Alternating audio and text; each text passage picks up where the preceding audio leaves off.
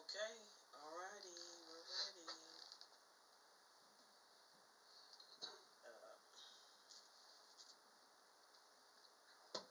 okay, let me scoot back here.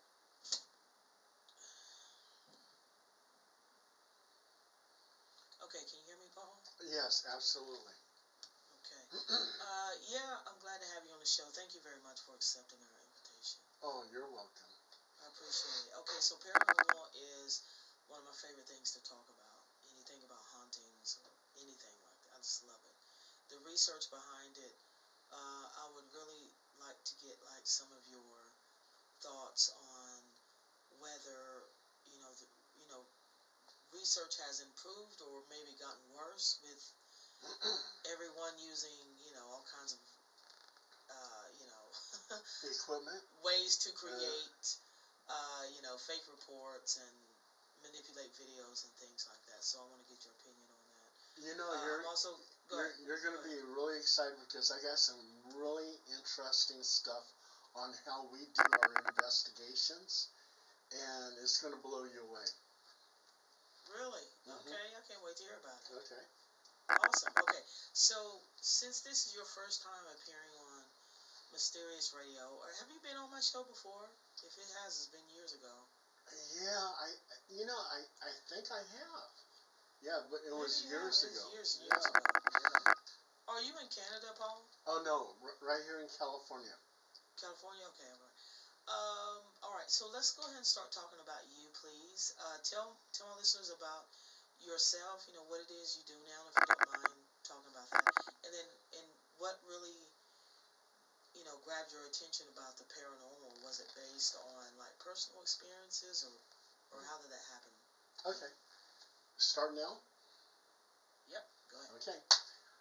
My name is Paul Dale Roberts, and I'm very interested in paranormal because I lived in a haunted... One thing, Paul. Yes. Turn off your video for me at the bottom. Oh, yes. Yeah. Okay. There you go. All right. Okay, Pick cool. up for me. Go ahead. Okay. As a young child, I lived in a haunted house on Effie Street in Fresno. All kinds of terrible things were happening to me. The entity, which was a female, was trying to entice me to go into a fruit tree grove. And whatever, if I did do that, actually go into that grove, would I have disappeared, vanished? I mean, what would she have done to me? Anyway, I was thrown into a heater. All kinds of terrible things happened to me. So as I got older, I started reading books on the paranormal. I wanted to know what happened to me. Was it childhood nightmares, or was it really the paranormal?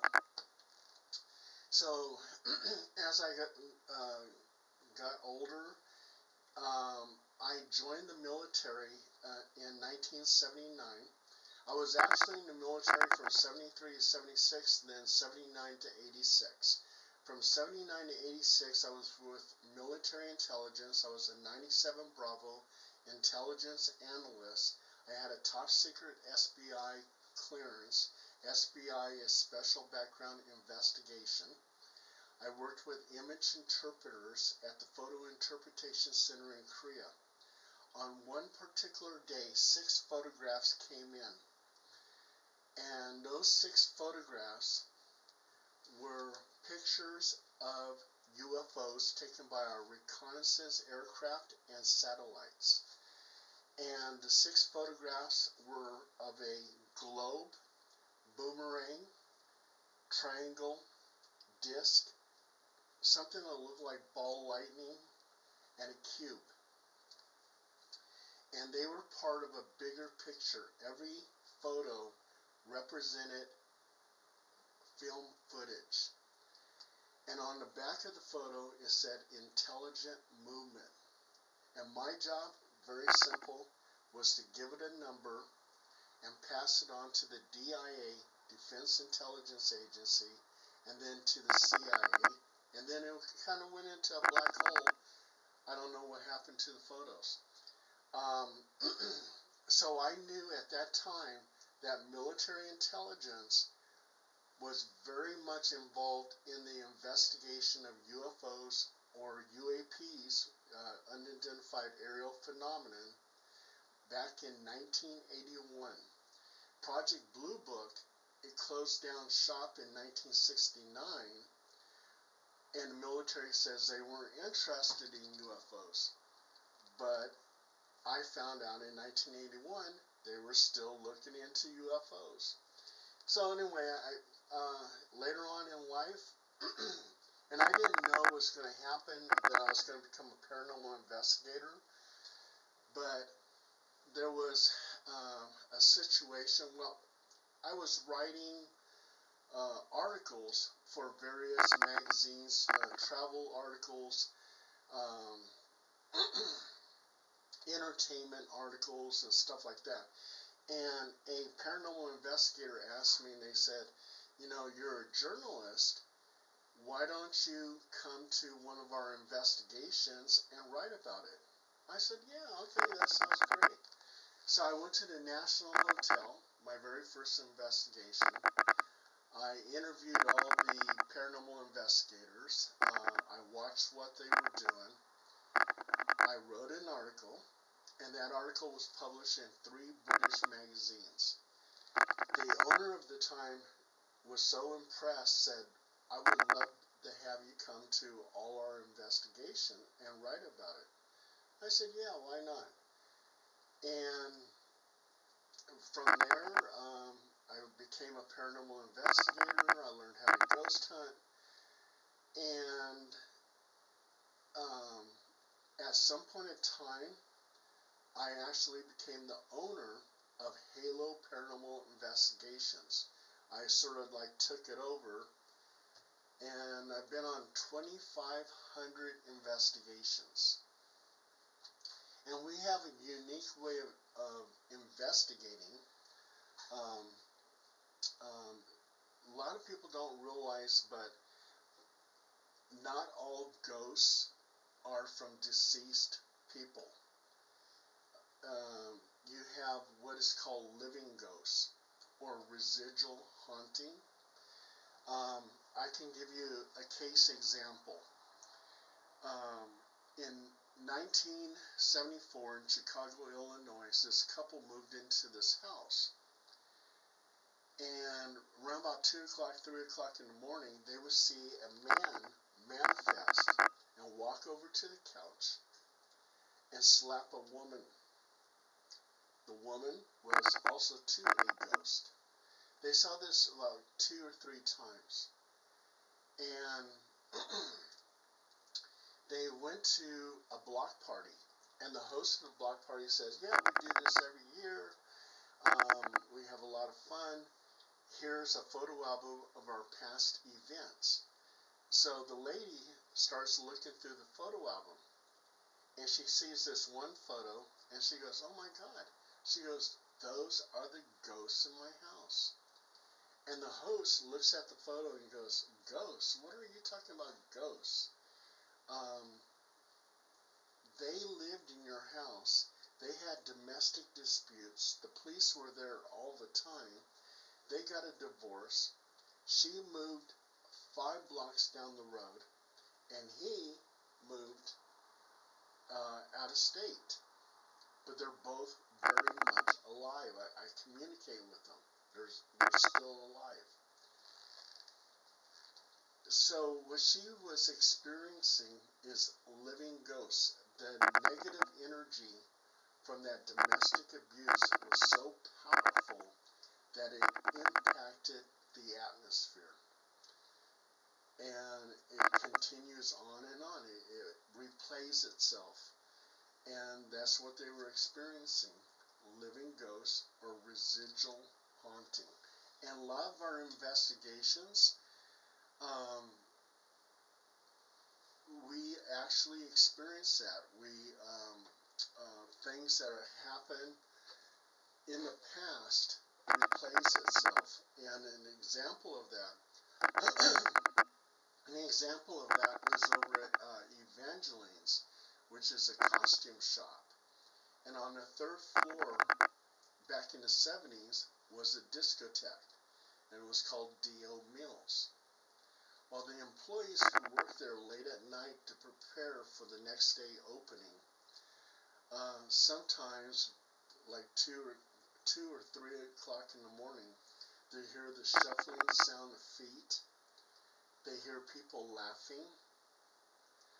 Um, Sometimes they even hear disco music. It's because it's living ghosts. It's something that replays itself over and over. So you can impact the atmosphere with positive energy, strong positive energy, or strong negative energy. And the stronger that energy is, that it will replay itself. And um, another thing that we do in our investigations, um, we all know that orbs could be almost anything. Orbs could be dust, it could be lint, it could be skin flakes, it could be light refractions, it could be dewdrops, you name it. But how can you prove that orbs are a spiritual containment field? Well, uh, back when I was in military intelligence, when I was seeing those photographs, and on the back of it said intelligent movement. Well, I utilized that idea, intelligent movement, on one of my cases, and then after that I did it in all of my cases. We went to an investigation where the ghost was named Emily. And Emily was known to drain the energy from the occupants. And it made them tired, made them want to lay down in bed and go to sleep. She would drain all their energy. So when we were doing our investigation, one of the investigators told me, he says, "Paul, I feel fatigued, I feel tired, I need to sit down." And I said, "I wonder if Emily is draining your energy." So I said, "Emily, if you're listening to me," I said, "kiss him on the mouth." And we had 3 investigators with cameras, and they all snap a picture, and what we get is an orb on his mouth. So that showed intelligent movement, that it was listening to me, and it appeared at his mouth. So then I tried a second time around. I said, "Emily, if you're listening to me, sit on his lap." We snap a photo, but this time with one camera, and we get an orb that now is hovering over his lap. So that showed intelligent movement. So that we utilize that. What I do now is I will go to an investigation. I'll put my hand up against the wall. I said, "If there's a ghost in this house, and if you're listening to me, appear by my hand." And a lot of times, if the place is haunted, I'll get a picture of my hand with an orb. And that showed. Okay. Go ahead and finish that. I have a couple of questions I want to ask you. Go ahead. Okay, and that showed intelligent movement. Unreal. Okay, so I'm interested to know about your equipment, Paul, and are you doing this? First of all, let me ask you, are you doing this with the team that you have, your ghost hunting team? Right. I actually allow anybody who's curious about the paranormal to join us. So my team always changes. That's awesome, actually. Okay, so you allow anybody to join you. What kind of, you said you're capturing the orbs. Are you seeing them with your physical eyes, or do you only see them when you snap pictures? Um, Usually only on snapping pictures, but um, there's times where we have seen them with our eye. Got you. Okay, and I'm curious to know about um, like any other like anomalies you're experiencing when you're telling ghosts to, um, you're asking them to do something or prove their presence. Are you seeing like physical movement of objects, during those moments or at any other times? There's a few cases where objects have moved on their own. That was like in Stockton, California. The the house was called the most haunted house in Stockton, and we had Fox 40 News there, and the cameraman did not believe in ghosts, and I had everybody in the room, and there was this lamp up on the ceiling, and it was attached by a string, and it wasn't moving or anything like that. So um, I said it. I said to the ghost, I said, if you're listening to me, move the lamp. And I said this a few times, and all of a sudden, the lamp on its own started moving on the ceiling. And the cameraman was totally in shock. It was like, wow, okay. And this is a non-believer, and by the time he left that house, he was a believer.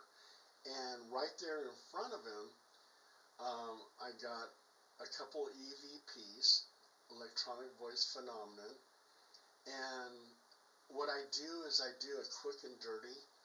I'll say something, is there anyone here? I pause, give it time to talk, and then I play it back, and sometimes you get a response. So, um, yeah, that cameraman for Fox 40 News, he became a believer by the time he walked out of that house. Let me ask you something about that house.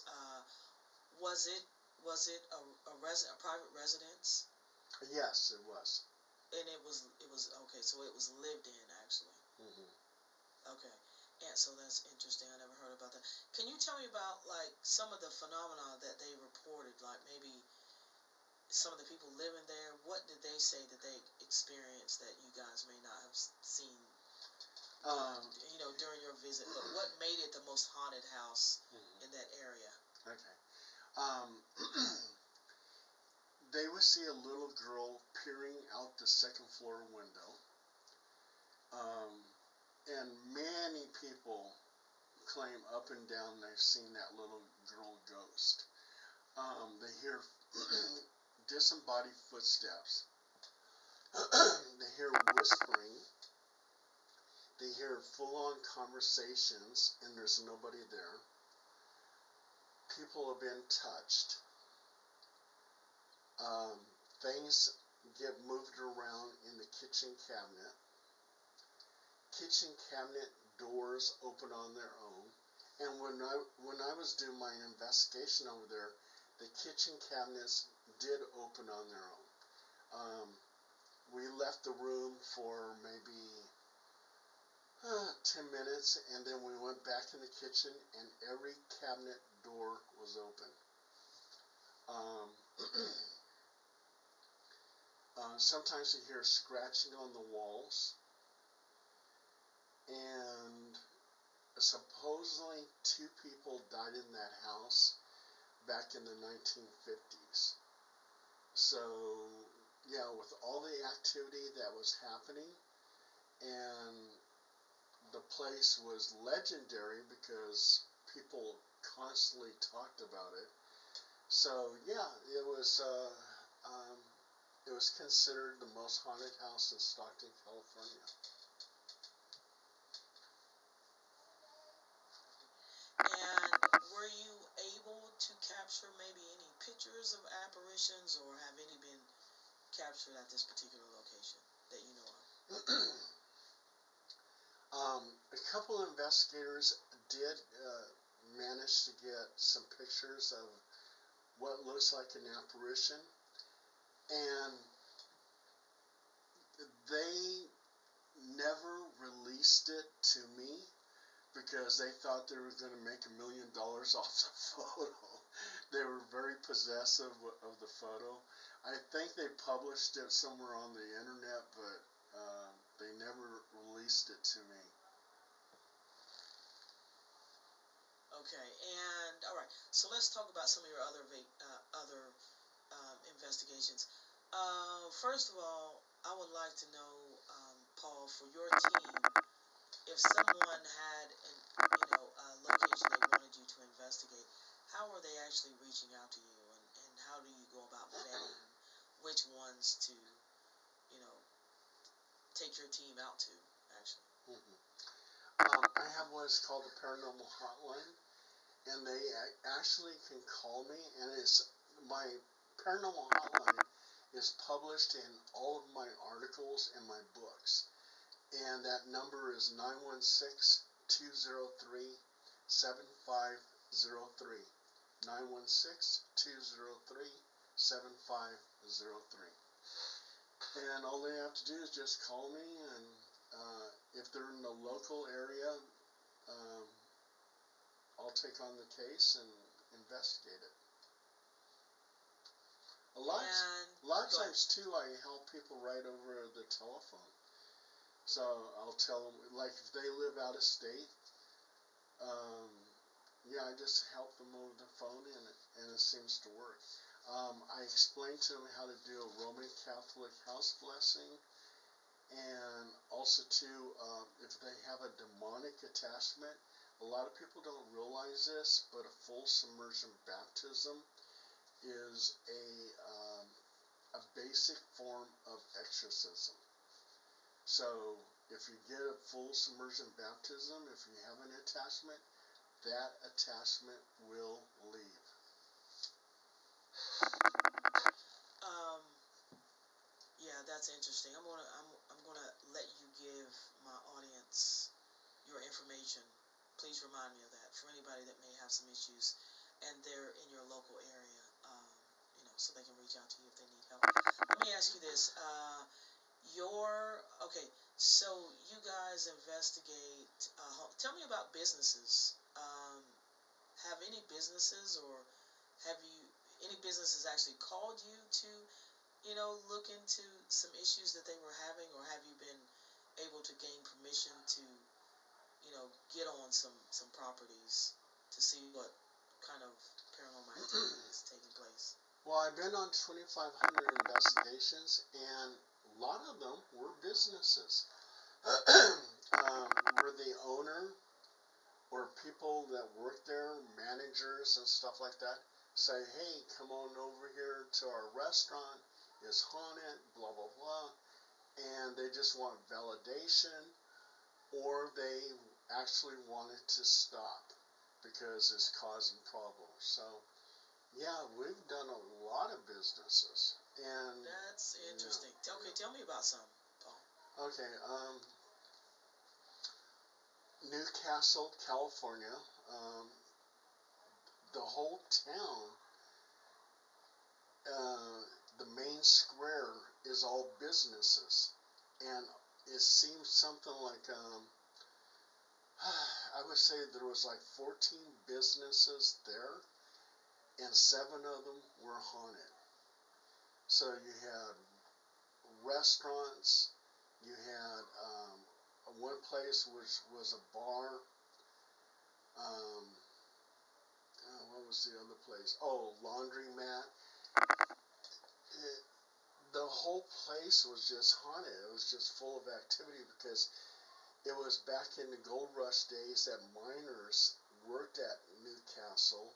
They worked the mines out there.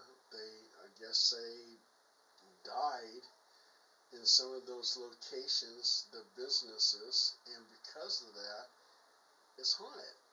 Like the bar. Um, if you go down to the basement, there's an entrance to where the mine was, but then they have it sealed off. You can go so far and it's sealed off. So a lot of the ghostly activity is because they used to have mines there.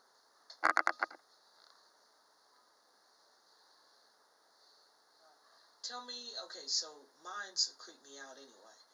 Um, tell me about like some. Okay, while you were there at the mine, did you? How far in did you guys go? I mean, tell me what it Because, looked like and stuff in there. I mean, tell me your experiences. Was it cold?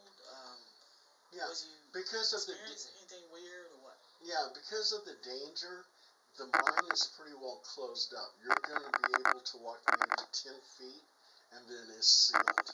So there's not much you can explore. The only place where I really did some exploring was at Moaning Caverns. Moaning Caverns was just like a hole in the ground, and if you fell in that hole, you're falling in a hole that can actually hold the whole Statue of Liberty. That's how deep it is, and it's jagged rocks. I actually did I rappelled down there. It's haunted by all kinds of things. Native Americans fell in those holes. Some prospectors fell in those holes. A lot of people lost their lives at Moaning Caverns, and it's very, very haunted. Um, um, we did an investigation over there, and we did get some EVPs.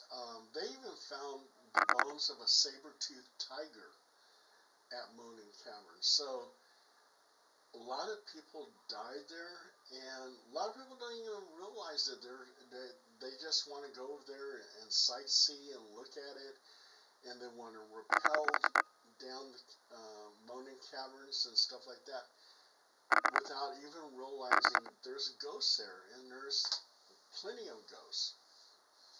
What kind of phenomena have people been experiencing around the caverns? People feel cold breeze, and people been touched. Um, um, and if you're a ghost hunter, you're going to bring your recorder, and sometimes they get EVPs, so they get uh, the native language of the Miwok Native Americans. So they'll get those type of voices and stuff like that.